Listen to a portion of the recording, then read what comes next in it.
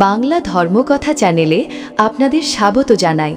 আজ আমি আপনাদের সামনে গরুর পুরাণ অনুসারে যেমন কর্ম তেমন জন্ম এই বিষয়ে আলোকপাত করছি। হিন্দু ধর্মে একটি গভীর সত্য বলা হয়েছে, যেমন কর্ম তেমন ফল। এই নীতি শুধু মানব জীবনেই নয়, পরজন্মেও প্রযোজ্য।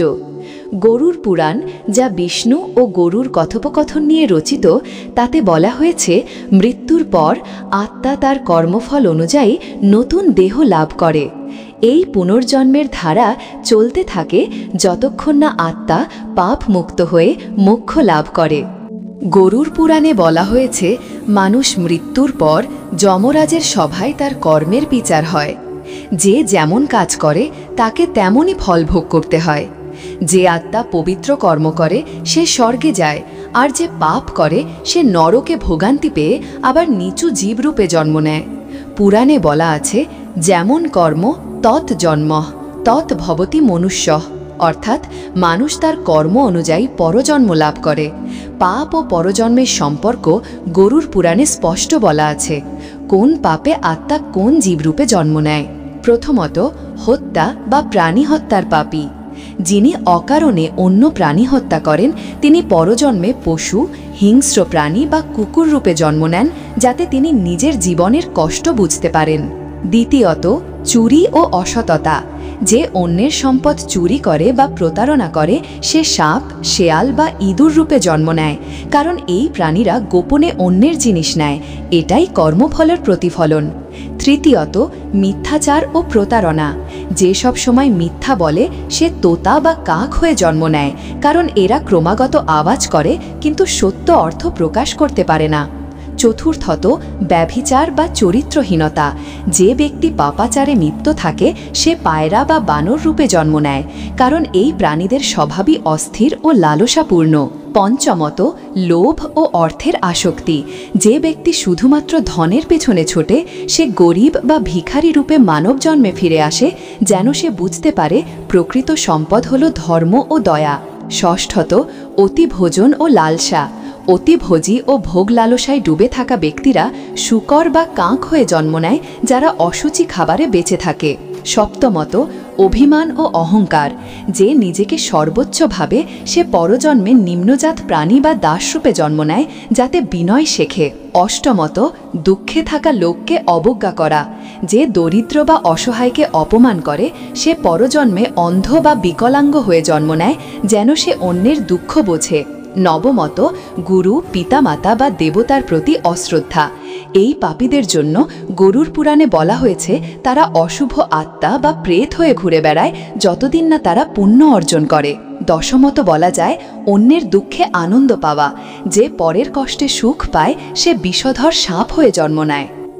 পুনর্জন্মের এক পৌরাণিক গল্প আছে, তা গরুর পুরাণে একটি সুন্দর উদাহরণ দেওয়া হয়েছে।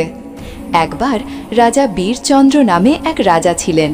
তিনি রাজ্যে ন্যায় প্রতিষ্ঠা করলেও গোপনে অন্যায়ভাবে কর আদায় করতেন এবং দরিদ্রদের কষ্ট দিতেন।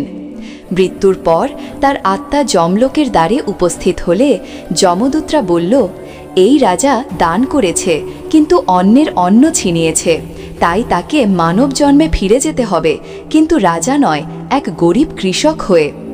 পর জন্মে বীরচন্দ্র সত্যিই এক দরিদ্র কৃষক হিসেবে জন্ম নেন। দিন রাত পরিশ্রম করেও তিনি তৃপ্ত হতে পারতেন না। একদিন তিনি হঠাৎ স্মৃতি ফিরে পান, আমি একসময় রাজা ছিলাম কিন্তু পাপ করেছি। তিনি অনুতপ্ত হয়ে যজ্ঞ ও দান শুরু করেন, গরিবদের অন্ন দেন। মৃত্যুর পর এবার তিনি স্বর্গে স্থান পান। এই কাহিনী বোঝায় কর্মই পরিণতি নির্ধারণ করে, পদমর্যাদা নয়। গরুর পুরাণে বিষ্ণু গরুরকে বলেন, গরুর, যে দান করে, যে দয়া করে, যে সত্য কথা বলে তার পথ স্বর্গে খোলে, আর যে লোভ, হিংসা, মিথ্যা ও নিষ্ঠুরতায় লিপ্ত তার পথ নরকে নেমে যায়। এতে বলা আছে দেহের মৃত্যু মানে শেষ নয়, আত্মা অমর এবং কর্ম তার ভবিষ্যৎ নির্ধারণ করে। তাই গরুর পুরাণের মূল বার্তা, সৎকর্ম করো তবেই পুনর্জন্ম হবে উচ্চতর রূপে, পাপ কর্ম করো তবেই জন্ম হবে নিম্ন জীবের রূপে। আত্মার পরিশুদ্ধির পথ গরুর পুরাণে মুক্তির পথও বর্ণিত হয়েছে। সত্য বলা, অন্নদান, গরুদান ও গরিবকে সাহায্য করা, ঈশ্বরের নাম স্মরণ করা, গঙ্গা জলে স্নান ও প্রার্থনা, পাপ স্বীকার ও অনুতাপ। এই সব করলে আত্মা নরক যন্ত্রণা থেকে মুক্তি পায় এবং পরজন্মে পুণ্য লাভ করে। গরুর পুরাণ আমাদের শেখায় মানুষের কর্মই তার ভবিষ্যৎ নির্ধারণ করে। এ পৃথিবীতে যা করি তারই প্রতিফল আমরা পাই। অতএব যদি আমরা শুভ চিন্তা করি, অন্যের মঙ্গল কামনা করি, সত্য ও ধর্মে চলি, তবে পরজন্মেও আমরা সুখ ও শান্তি লাভ করব।